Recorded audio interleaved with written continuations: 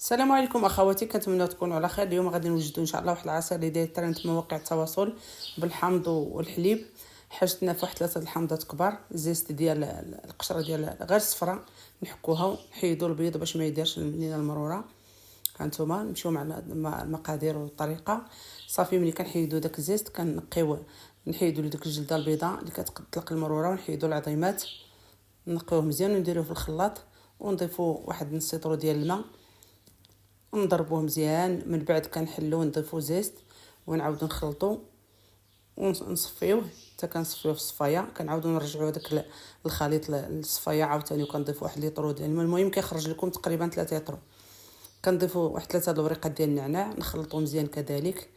من بعد كنصفيو، هانتوما نصفيوه، ومن بعد نردوه للخلاط. كنضيفوا ليه 2 معالق كبار ديال حليب غبره او لا حليب مركز محلى اللي بغى يزيدو عوض الحليب غبره وسكر.